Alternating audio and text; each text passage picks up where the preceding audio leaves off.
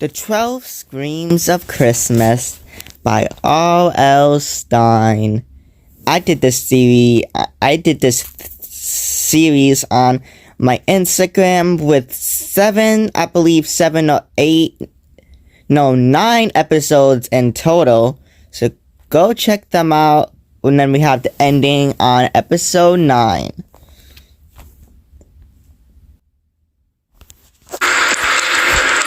This one's more spontaneous. Okay. I don't know how to pronounce this word. There you go. I now know how to pronounce the word. It's called prologue. It's basically like a story leading up to a main event. No, a story leading up to the main story. That's what it's called. A prologue. Yeah, so prologue, year 1888. Correction, 1882. Prologue, 1882. So the year takes place in 1882. 1. Give me my cat! My little sister, Flora, made a wild grab for her cat, but Ned swept it out of her reach. Give it back to me, Ned, Flora said. I mean it. My name is Abe Malchus. Ned and I are identical twins. We look exactly alike. Even Ma and Pa can't tell us apart, but we don't act alike. I am a serious twin. Maybe it's because I am 2 minutes older. Ned pulled the floppy cap down on his head and took off, running around the parlor, laughing like a madman. Flora chased after him, grabbing for the bright red cap with both hands. Ned loves to tease Flora and play jokes on everyone. He's always getting into trouble and making people angry and being noisy and causing a ruckus. At our old school, Ned poured molasses, which is the stuff that's in gingerbread, in the ink wells in our classroom desk, and no one could write a word for weeks. He was sent home by the teacher for a talk with Ma and Pa, but they were so busy getting ready for our move to this new house, they didn't have time to punish him. Ned and I are 12, and Flora is 8. She is the baby of the family, and Ma says she is as spoiled as 4-week-old buttermilk. When I first read this book, that part made me laugh. Ned told Flora she smelled like sour buttermilk too, and Flora grabbed him around the waist and started to tickle him in the stomach with both hands. Ned is very ticklish, and Flora wouldn't let him get away. She tickled him until he bulked up some of his lunch, and Ma finally made her stop. Flora is tiny, but she's a terror. That was at our old house. Now, here we were on our first day at the new house. Flora was cleaning after Ned, darting through the moving crates stocked up in the parlor. Thank you for liking. Ned started to wave the red cap in the air over his head, shouting, "It's mine now, all mine." I'm warning you, Ned Malchus. I'll tick you again if you do not give me back my cap. Flora cried. That made Ned stop. I told you, he hates being tickled. I think he'd rather have a tooth pulled. He crinkled the cap between his hands, then he tossed it at her. What the heck was that? Flora growled at him and jammed it down over her dark, wavy hair. All 3 of us have dark, wavy hair, but you never see Flora's hair, because she wears that floppy, rag cap day and night, even to the dinner table. Keep your smelly hands off my cat, Flora warned Ned. You're just jealous because you don't have a cap, and because you and Abe have to share a room, and I have a room of my own. Ned and I don't mind sharing, I said, because we never had a room of our own before. Remember? We had to sleep in Ma's sewing room. My room is better than yours, Flora sneered. I'm going to have linen curtains as soon as Ma can go into town and buy the fabric. We don't want curtains, I said. Curtains are for girls. Truth is, Ned and I were thrilled to move into this new house.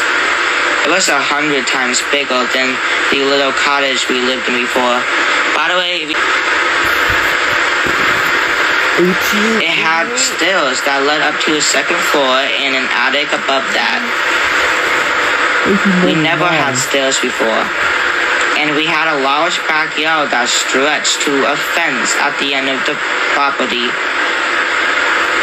The backyard had lots to explore.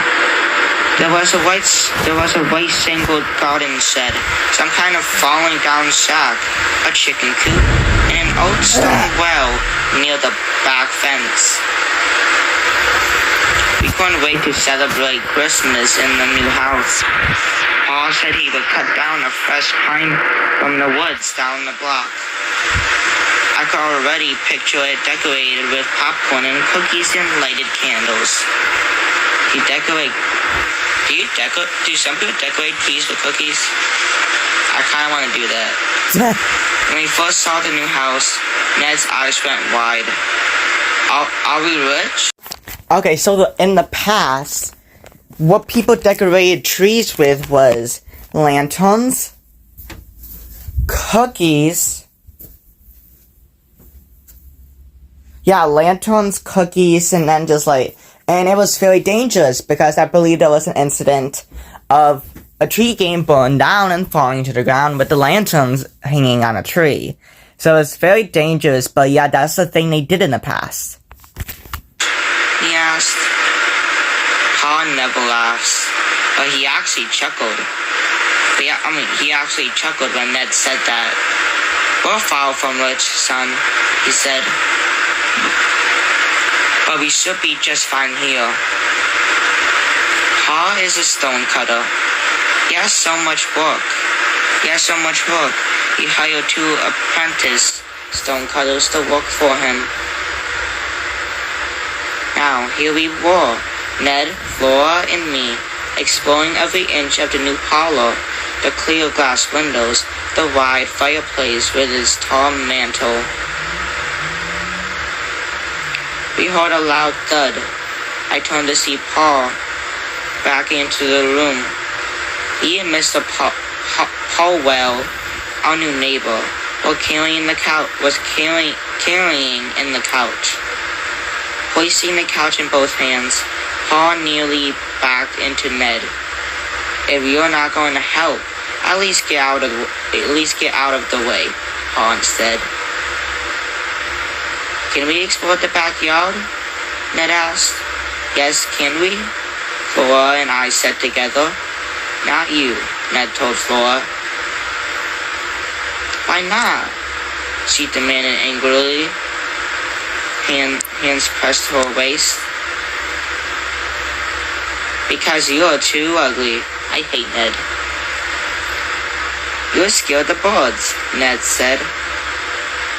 I'm not as ugly as you, Flora shot back. You scare the sun every morning. That's why it hides behind the clouds. I burst out laughing. Flora is a poet sometimes. Pa and Mr. Powell set the heavy couch facing the fireplace. Pa adjusted the straps on his denim overalls. Flora, go help your mother in the kitchen, he said. There was much to unpack. Flora made an unhappy face. Then she tugged her cap down lower on her head, turned, and hurried to the kitchen. Pa Pa squinted at Ned and me. Okay, go out back and explore, but wear your coats. I think there's snow on the way. He sniffed the air. I can smell it coming. And better stay away from that well near the fence, Mr. Powell added. He was a big, red-faced man with straight, straw-colored hair. His stomach bulged under the bib of his overalls. That well is deep, he said, and the stone walls are crumbling. It could be very dangerous. Ned and I didn't wait for any more warnings. We pulled on the sheep's wool coats Ma had made for us and ran through the kitchen, where Flora and Ma were opening a big moving crate. Then out the back door and down the steps into the wide yard with its tall grass and weeds swaying from side to side in the gustling wind. We couldn't hold in our excitement. We let out loud yeeps and skipped over the grass, cheering for our new freedom, our new life. We had no way of knowing it was going to be the worst day of our lives. Because it's Goosebumps. In the book, someone always says, like, this is the worst day of our lives. Because that's proof that after that sentence, the good part's about to happen. The shack behind the garden shed was falling down too. It was probably built before our house was, but had gone to ruin. A lot of the shingles were missing. Green moss covered one wall. The window beside the entrance was cracked. I'm picturing what it would look like. Oh, I got it. Ned started running to it, but I held him back. Pa said not to go there, I said. He said it might be haunted. That's what he heard in town. Something bad happened in there, and now it's haunted.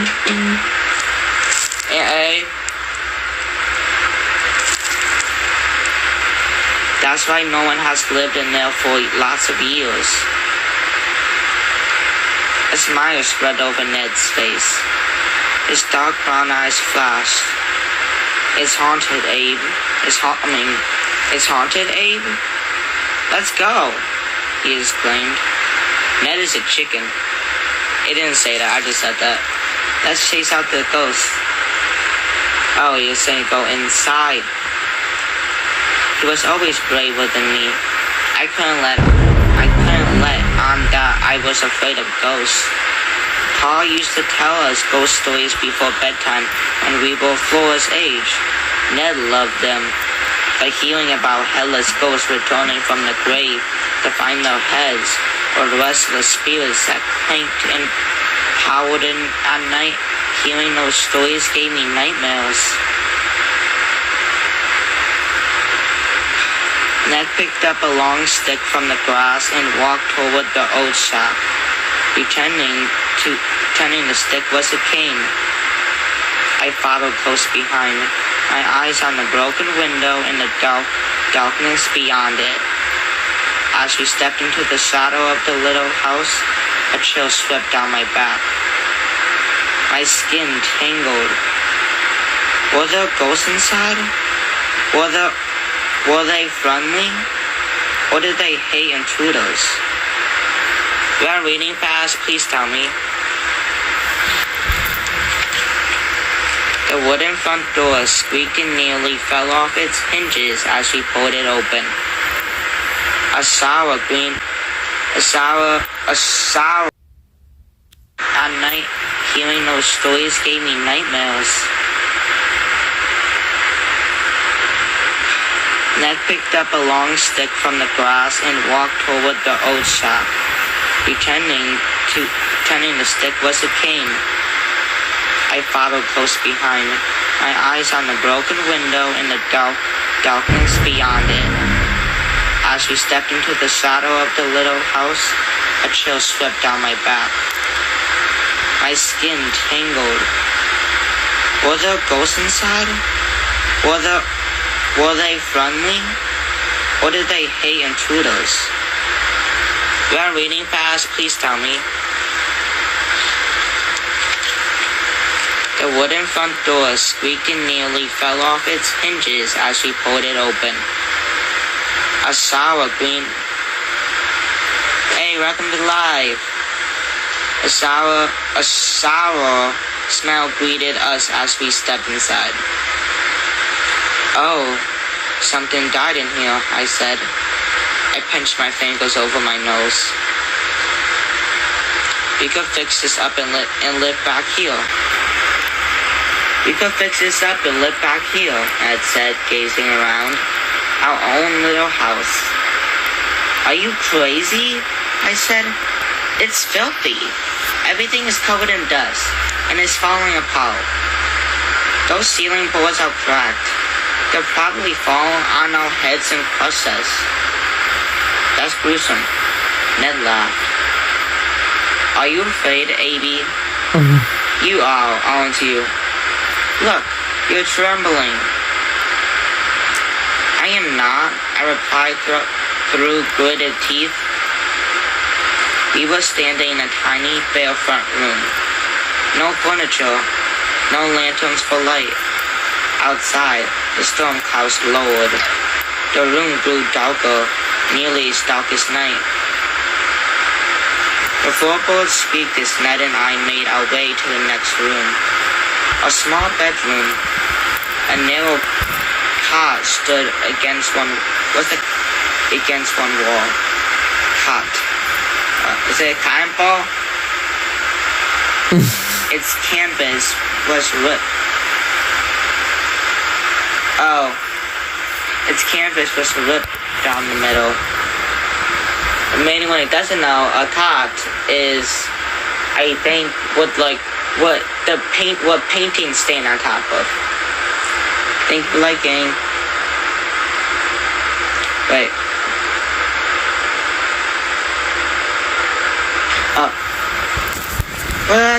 I said, it's filthy. Everything is covered in dust and is falling apart. Those ceiling boards are cracked. They'll probably fall on our heads and crush us. Ned laughed. Are you afraid, Abby? You are, aren't you? Look, you're trembling. I am not, I replied through gritted teeth. We were standing in a tiny, bare front room. No furniture, no lanterns for light. Outside, the storm clouds lowered. The room grew darker, nearly as dark as night. The floorboards squeaked as Ned and I made our way to the next room. A small bedroom. A narrow cot stood against one. What's a cot? C-O-T. Against one wall. Cot. Is it a cotton ball? Its canvas was ripped. Oh. Its canvas was ripped down the middle. For anyone who doesn't know, a cot is, I think, what paintings stand on top of. Thank you for liking. Wait.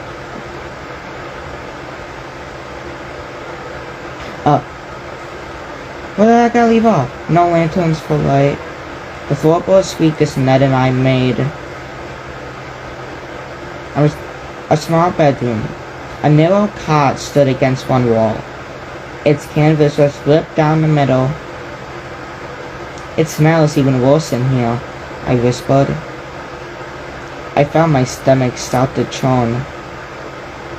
Think about it, Ned said, peering at the cracked window. If we clean it up, we could have our own house right in the backyard. He forced open a door. Behind it, I saw a small closet. The putrid odor was really making me sick. I think we should leave now, I said. I turned and started walking out of the bedroom. And that's when I heard it. That's when I heard the ghost house whisper. It seemed to be coming from the open closet. Welcome, I heard. Welcome. Welcome to your doom. Number 3. No! The word was out of me in a choke cry. I could feel a chill tighten the back of